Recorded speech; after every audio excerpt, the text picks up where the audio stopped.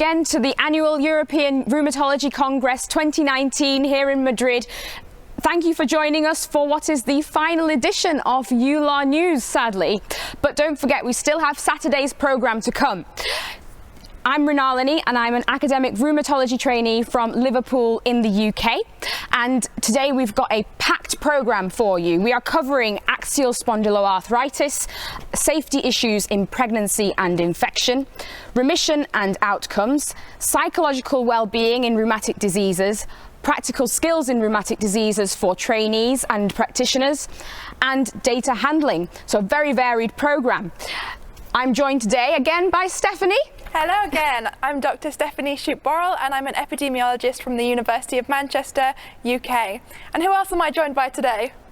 Well, my name is Mikhail Protopopov. I'm from Charité Medical University, Berlin, Germany, and this is my pleasure to be joining you guys on this Eular TV news edition. And you also have a guest, Stephanie. I do. We're very lucky to have with us today Dr. Jaime Guzman from Canada. Welcome to you. Thank you. Well, we'll be hearing from you later.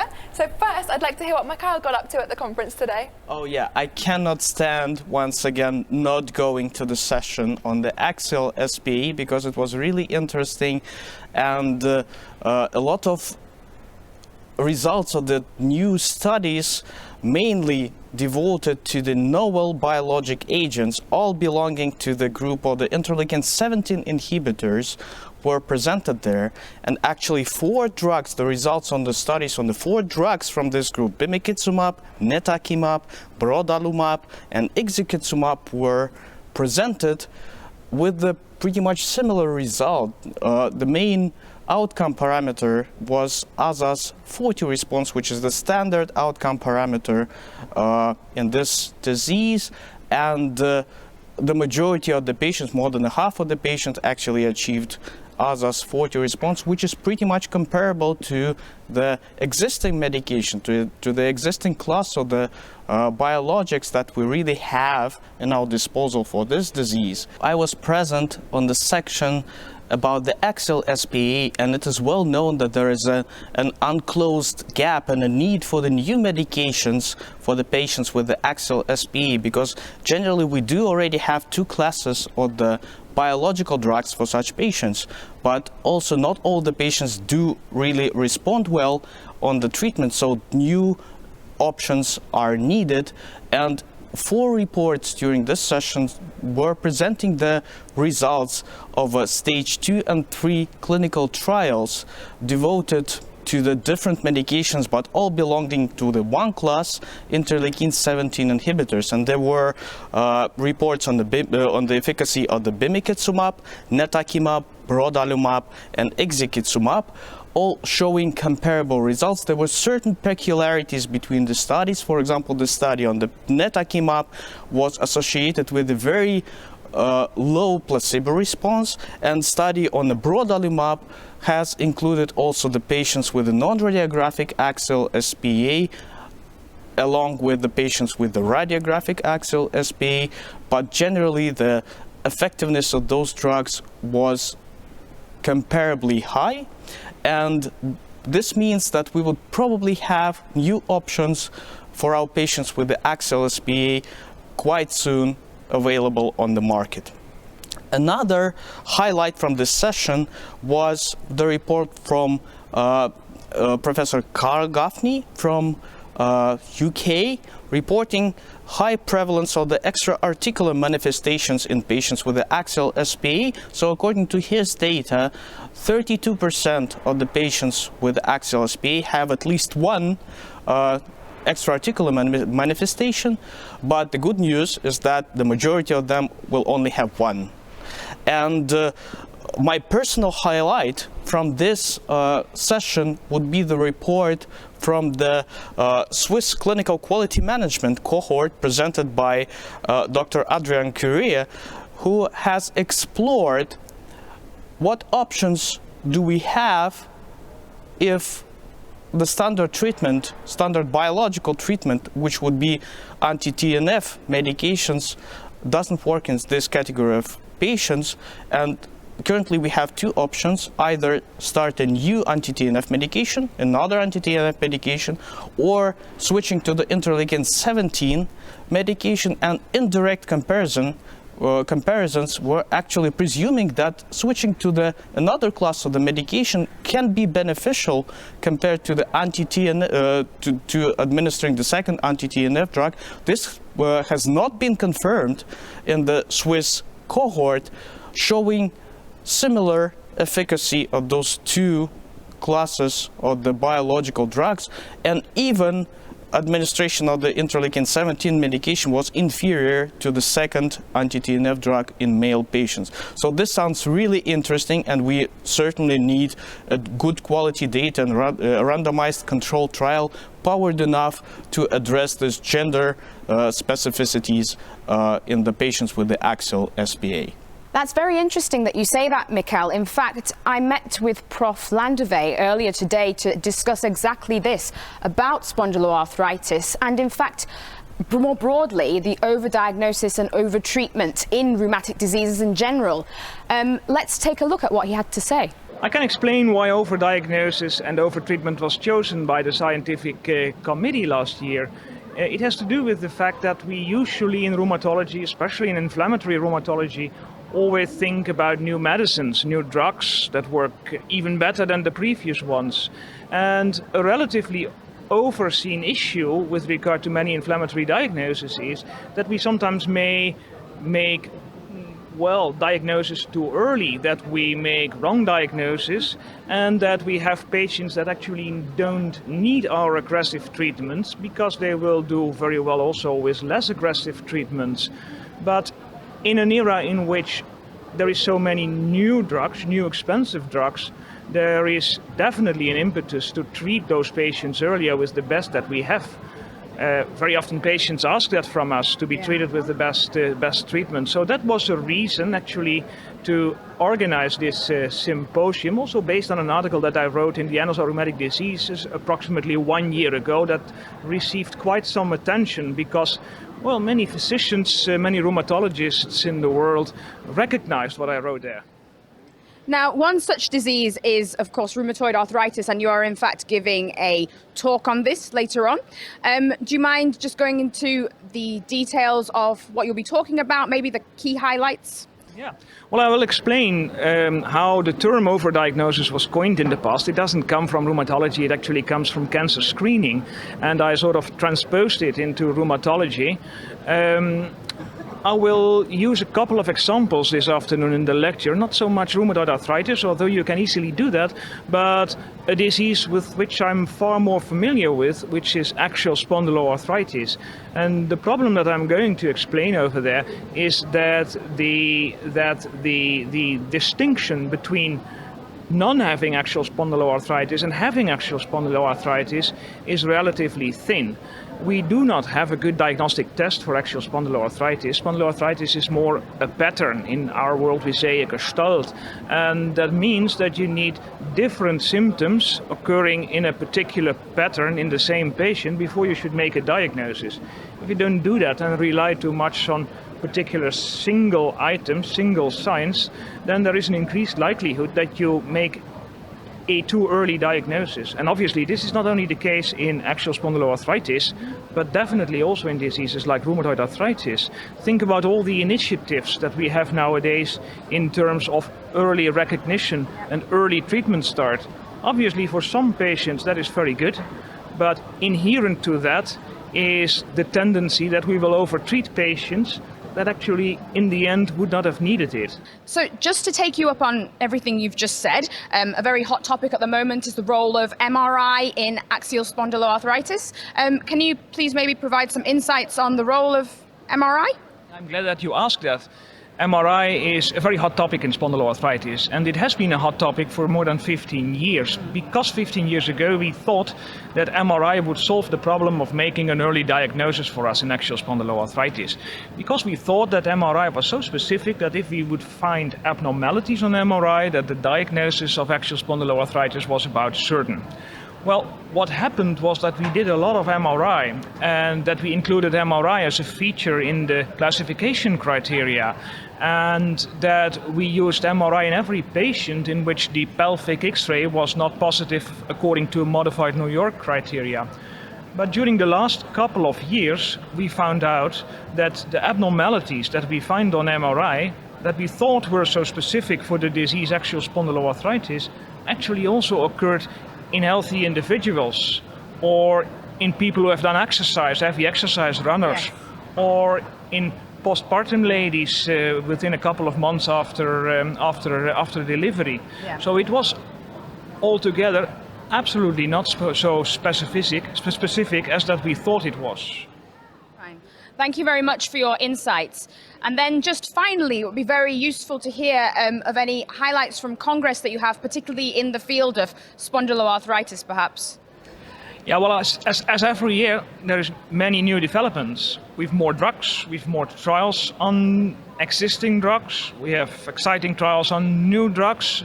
So I expect that there is not too much to fear for new patients with axial spondyloarthritis in the future, because there will be a drug at any time, at any place, I suppose. I think our most important challenge, and we've also seen data about that in this conference, is that we should be able to better typify which patients exactly with axial spondyloarthritis need our most expensive and most effective drugs.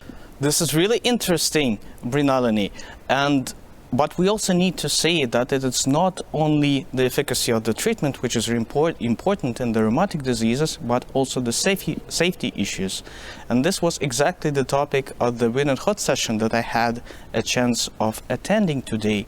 So the safety issues for the patients with rheumatic diseases were discussed within the framework of the potential pregnancy and risks of the infectious diseases and concomitant infections. So for the infections, actually it is pretty clear that the patients with the rheumatic diseases are more prone to the infections due to the rheumatic diseases and due to the medications that they receive, but majority of those infections, such as herpes, such as influenza, they are preventable by the vaccinations, and the vaccinations with the proper vaccines should be taken in the proper time periods to at least to reduce the risk of the clinically relevant infections. And my personal highlight from this session was the talk of Professor Catherine Nelson-Piercy regarding the safety issues in pregnancy. It is pretty clear that some medications that are used in rheumatic conditions may lead to the certain congenital birth defects in a babies born from the mothers suffering from rheumatic diseases. But it is also important to say that the pregnancy itself may influence the clinical course of the rheumatic disease, may cause flares, and the differential diagnosis of these flares with the manifestation of the pregnancy itself is not very easy, because pregnant women tend to have higher ESR, just an example. For example, they also have the hair loss, which may imitate at least the flare of the systemic lupus erythematosus. They might have generalized pain and other symptoms that may mimic the clinical picture of the flare of the rheumatic disease. We know that the certain medications should be avoided, such as methotrexate, leflunomide, cyclophosphamide. But we also know that the clinical activity of the rheumatic disease itself may hurt the baby, even sometimes worse compared to the harm that the baby can have from mother taking the anti-rheumatic drugs. We also know that certain drugs, for example hydroxychloroquine, in the patients with systemic lupus erythematosus might be protective for the babies, preventing, for example, development of the heart block in the babies. And the good news are that nowadays we are not so conservative anymore with the biological medications, at least with the anti-TNF medications, and now there are good data that those medications can be safely administered during the pregnancy and breastfeeding. And the last session that I have attended today was called Remission, Is it the Holy Grail? And this is really a relevant question, and this question was tried to be answered by Dr. Daniel Alitaja, Professor Pedro Machado, and Professor Marta Mosca, who are presenting different aspects to the definition of the remission in the different diseases such as rheumatoid arthritis, axial spondyloarthritis, and systemic lupus erythematosus. And it is well known that the remission is the prime target in the majority of the rheumatic diseases, but the remission generally is just the term, and we need to attach a certain meaning to this term, a certain concept.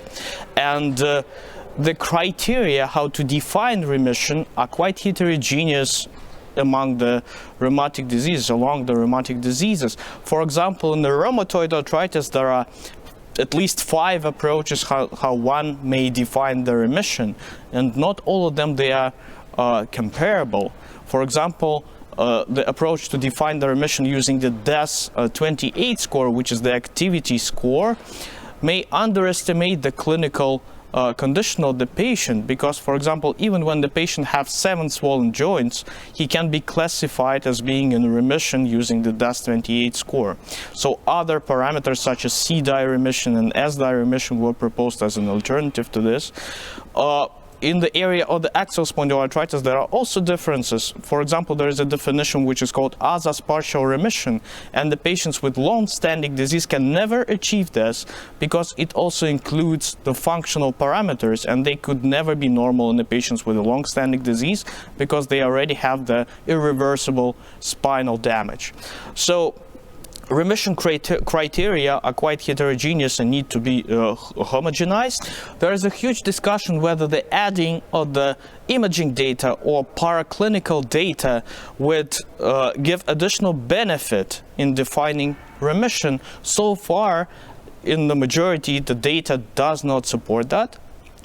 And in daily practice, it is feasible still to chase the clinical remission because the published data support the idea that the patients who are in a clinical remission firstly have the better prognosis, and they also have the better chance of continuing to stay in the remission.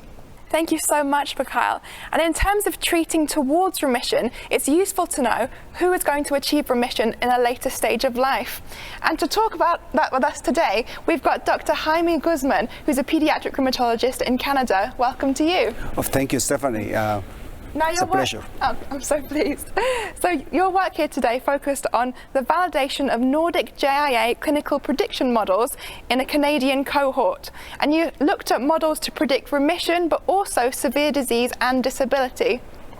So firstly, can you tell us, why do we want to predict these 3 outcomes in particular? Well, they are all important. Obviously, being remission being a goal, if you know who is unlikely to achieve remission, you can treat more of them aggressively from the beginning. And that helps you tailor the treatment to the person. If you know who is more likely to develop disability, you may put in place resources to help them so that they can be that disability can be mitigated.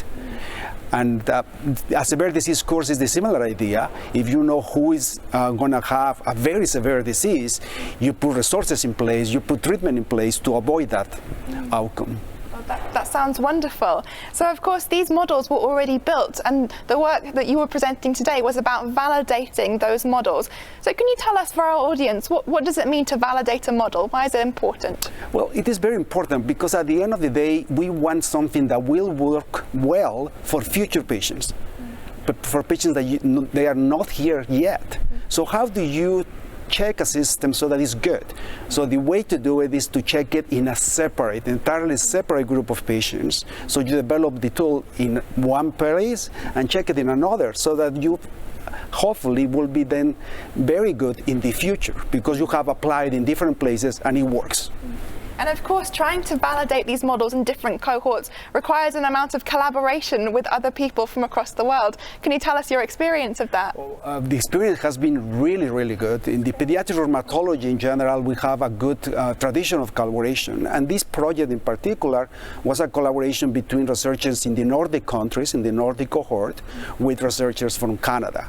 And basically, we validated some of the tools that they had developed, and they also validated some of the tools that we had developed to predict. That's back and forth. That's so great. So when you did validate these models in your cohort, what did you find? We found that the model that was originally developed to predict non-achievement or remission actually did quite well, even in that separate cohort. Something that we were not expecting is that it also performed well to predict a severe disease course, the same kind of tool. Now, there was a second model that we were studying that is aiming at predicting disability, and that one did not quite perform that well in our cohort. That's the importance of the validation, that some may pan out and may be really good, and some may not.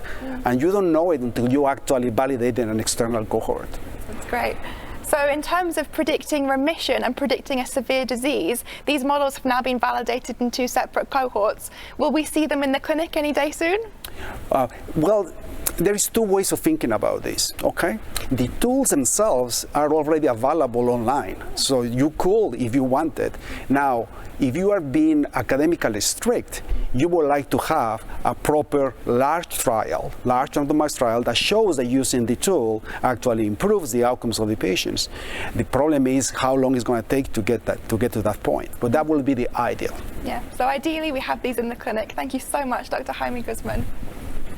So in terms of having these models in the clinic, we also heard today from Dr. Hayley McBain from the UK, and she was talking about, in the clinical setting, having a real lack of referrals to psychological services for adults with both RA and adults with JIA.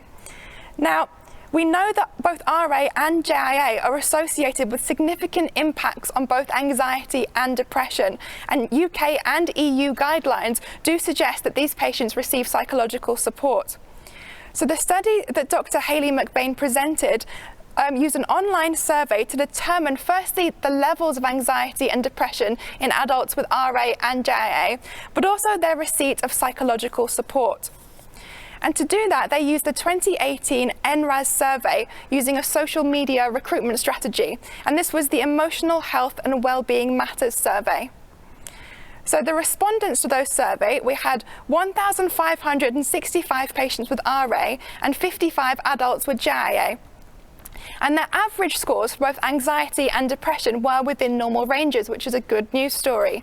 However, they did find that 25% of the patients with RA and 23% with JIA did have levels that were equivalent to clinical depression using these questionnaires, and 38% overall had levels of clinical anxiety.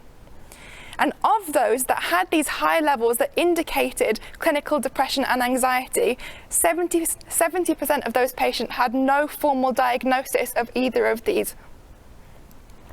And of course, for those patients that had a diagnosis, or those that were not diagnosed but had these really high levels of anxiety and depression, 1 in 2 of the patients with RA and 1 in 3 with JIA had no psychological support of any means. And this wasn't for lack of asking.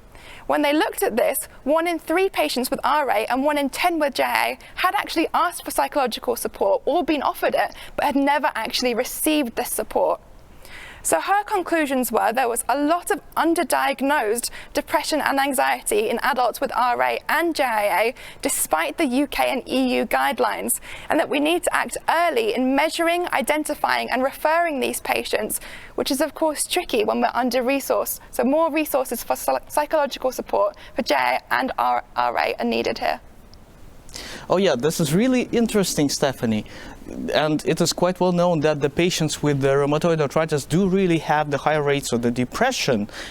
And we also know that both rheumatoid arthritis and depression have been linked to the higher cardiovascular mortality in patients with the rheumatoid arthritis, which is a hot emerging topic nowadays, because this is the main reason for death in the patients with the rheumatoid arthritis. But here the picture also tend to change, because there were reports comparing the mortality, the cardiovascular mortality from the old cohorts with the modern data, saying that probably something has changed.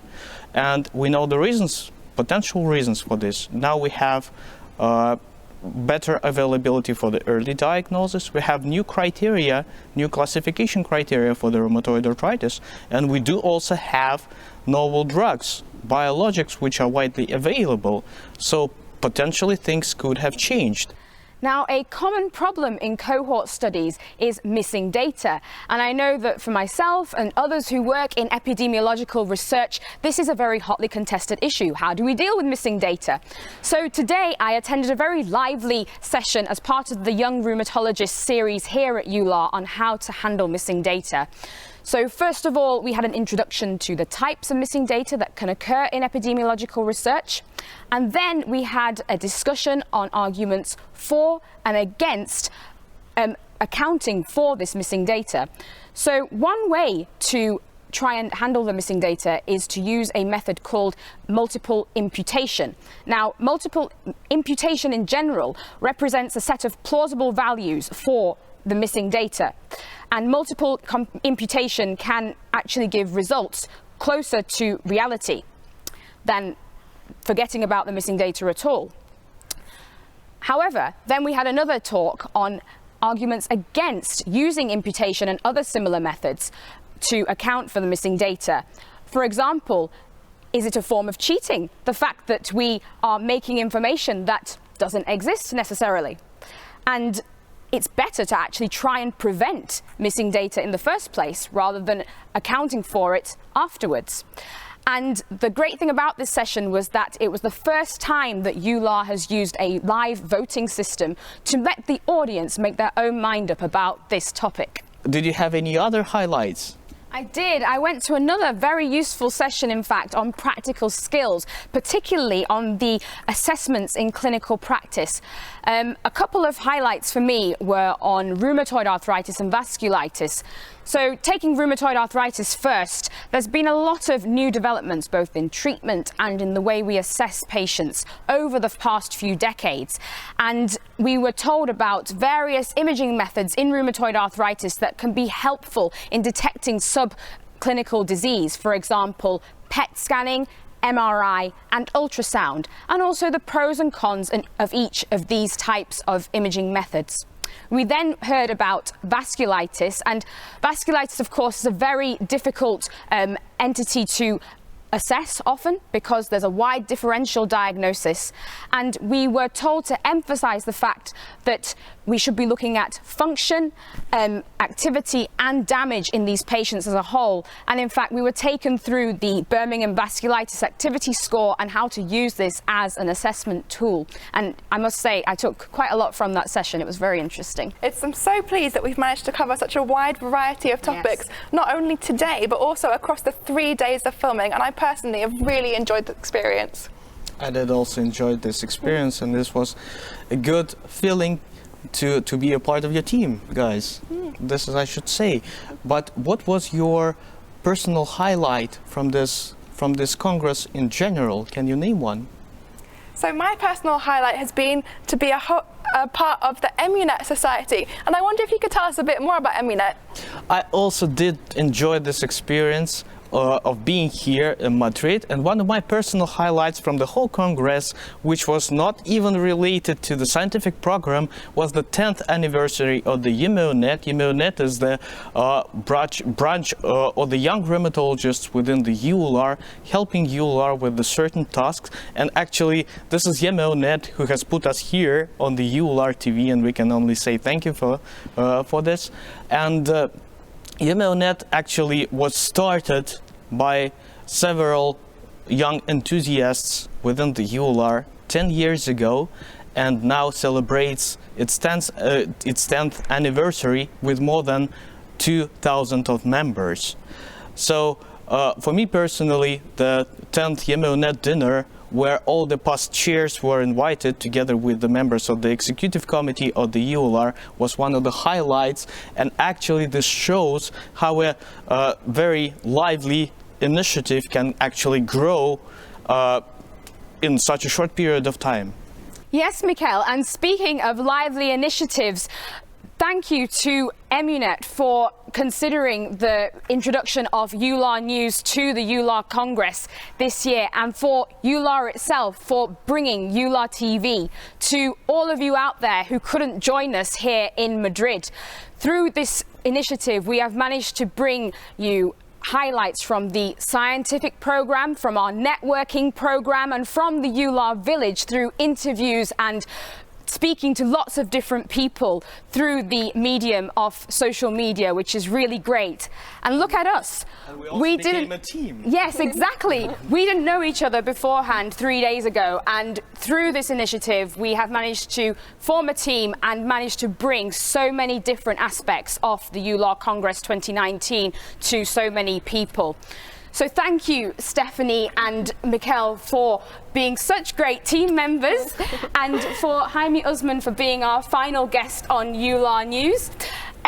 We hope you can join us in Frankfurt next year for Eular 2020. In the meantime, stay tuned for more highlights from Saturday's programme, and hopefully we'll all see you live in Frankfurt next year. Bye-bye.